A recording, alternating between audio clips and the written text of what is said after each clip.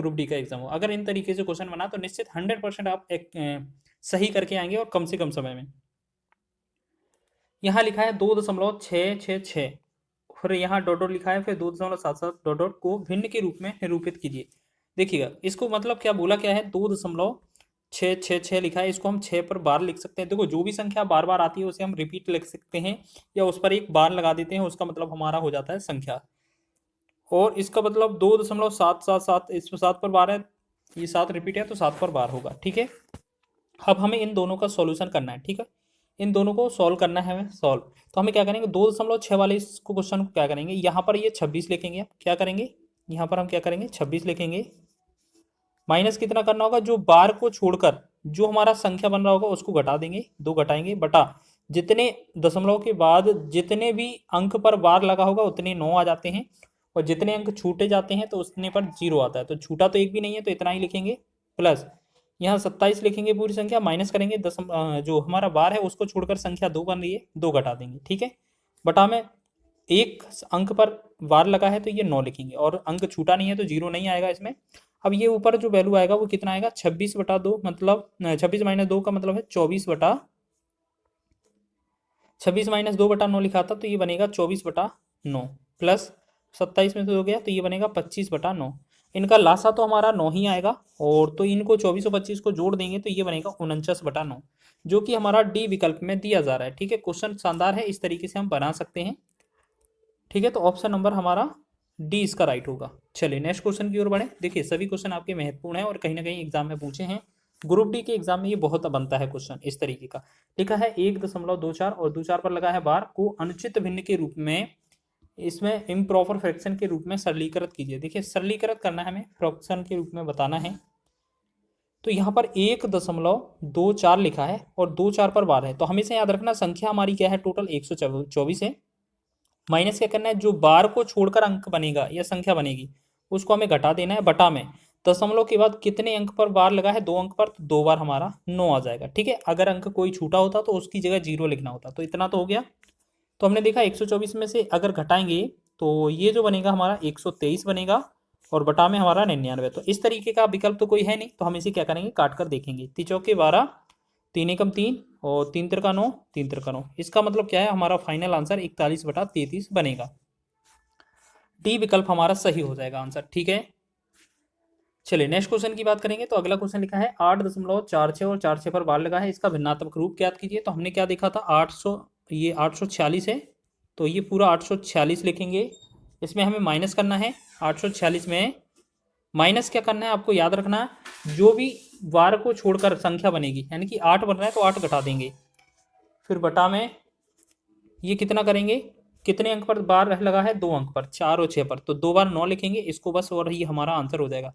तो 846 में से अगर 8 चला जाएगा तो ये बनेगा 838, और बटा में हमारा कितना है 99। तो यही हमारा आंसर हो जाएगा, जो कि डी विकल्प में दिया है। देखिएगा ग्रुप डी के एग्जाम में 2022 में ये भी पूछा है, मतलब ग्रुप डी के लिए तो ये एक तरीके से जड़ी बूटी सिद्ध करेगा, क्योंकि इस तरीके का प्रश्न जरूर आएगा।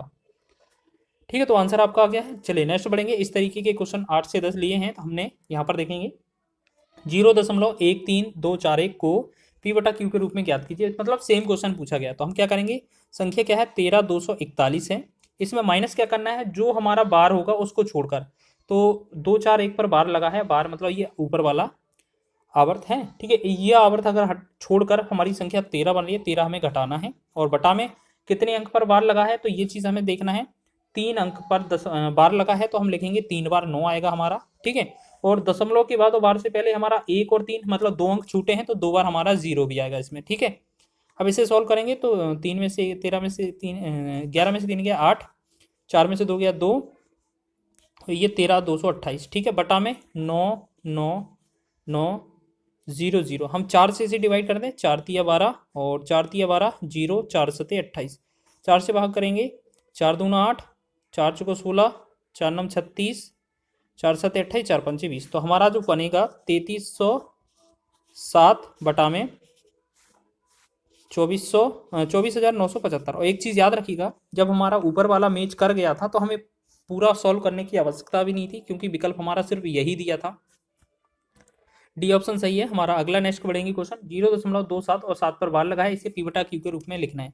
तो 0.27 लिखा है और 7 पर क्या लगा है बार, तो हम क्या करेंगे, संख्या तो हमारे पास 27 है, माइनस क्या करना है, जो बार को छोड़कर संख्या बनेगी, संख्या बन रही है 2, 2 घटा देंगे, बटा में जितने अंक पर बार लगा है उतनी बार 9 आएगा और जितना अंक छूटा है उतनी बार 0 आएगा। बस 25 में से 2 घटाएंगे, 27 में 2 घटाएंगे 25, बटा में ये रहेगा 90, 5 से डिवाइड कर दें, 5 में 25, 5 से 18, तो ये 5/18 जो होगा इस क्वेश्चन का राइट आंसर होगा। सी विकल्प आपका सही है। और ग्रुप डी 2022 में ये भी क्वेश्चन पूछा गया था। तो कहने का अर्थ ये है कि ग्रुप डी के एग्जाम में तो ये 100% ये छपेगा क्वेश्चन, ठीक है, इस टाइप का। चलिए नेक्स्ट बड़े क्वेश्चन की ओर।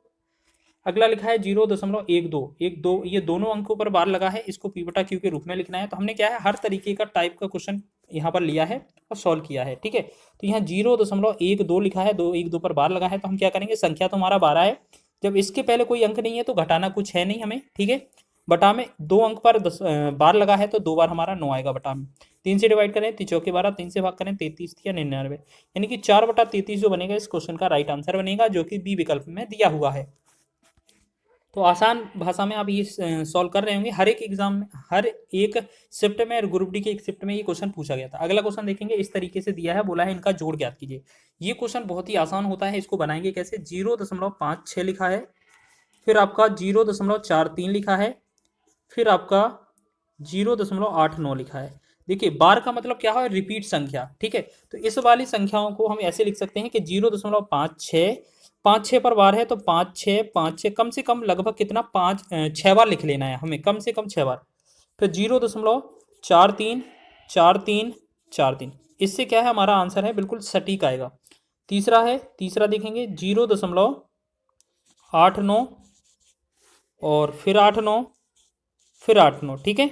अब इनमें हमें क्या करना है, इसमें हमें जोड़ना है इन्हें, ठीक है। इनको जोड़ेंगे 6 3 9 और 9 9 18 की 8, 5 4 9 9 8 17 1 18 की 8, और यहाँ पर 6 3 9 9 18 1 19, देखो यहाँ 6 3 18 1 19 हो गया, और 6 3 9 9 9 18 1 हासिल 19, 5 4 9 9 8 17 1 18, फिर यहाँ 19, फिर 18, फिर यहाँ 1 पॉइंट। अब हमने देखा, देखो अगर हम लास्ट के अंक अगर हटा दें, क्योंकि यहाँ तो दशमलव लगेगा, तो हम देख रहे हैं 89 89 89 89 के टर्म में ये रिपीट हो रहा होगा, तो जितने रिपीट होते हैं उस पर क्या लगा देते हैं बार। तो 1.89 लिखा है तो 1.89 पर हमारा बार हो जाएगा।